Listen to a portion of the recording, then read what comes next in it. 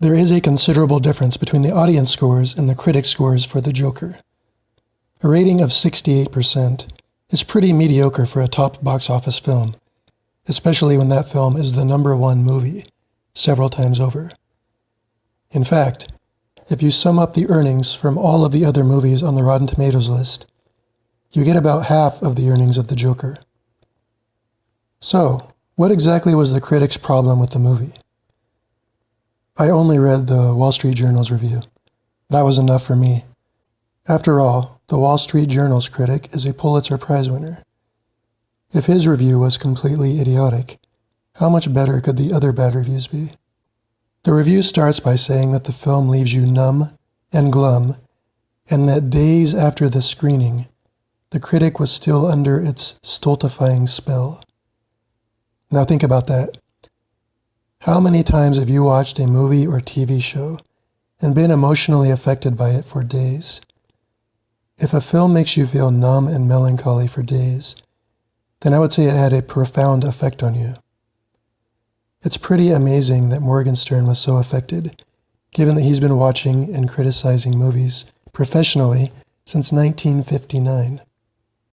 The second paragraph begins with a complete non sequitur. How can that be? Why would such a remarkable performance, blah blah blah, amount to not much?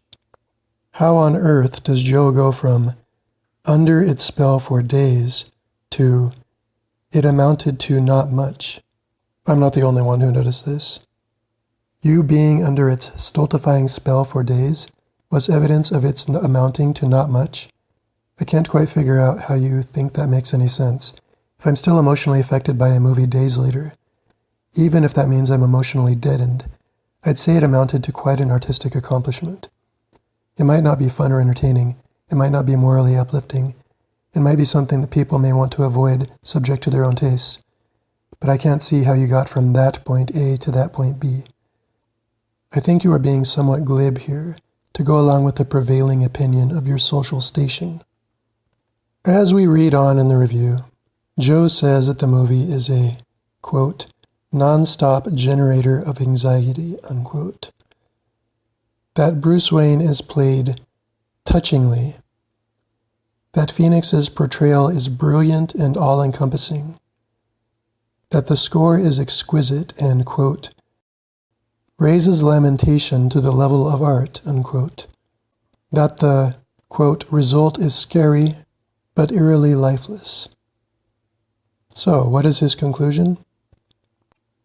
How much we need movies, however stylish and stunningly performed, that make us feel next to nothing. Joker is one of them, and the answer is not at all.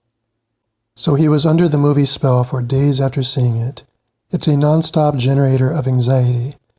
The performances are touching, the score is exquisite, the portrayal is brilliant, and the result is scary.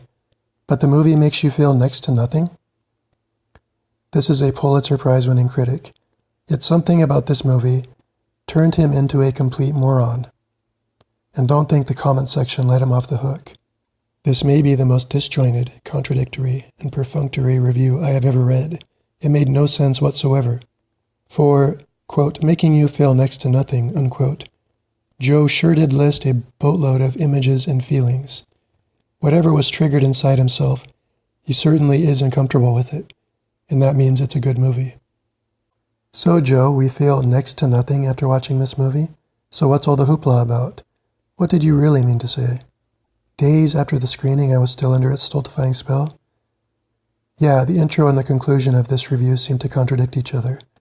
I think a lot of the hoopla is reviewers just being uncomfortable with the bleakness of the movie. I have the same question. I've really relied on this column for years without being disappointed, I might add. However, I can't reconcile these two things. If you feel next to nothing, then what is being glum for days? I can only infer that whatever the reason is for these bad reviews, they're not due to the quality of the movie.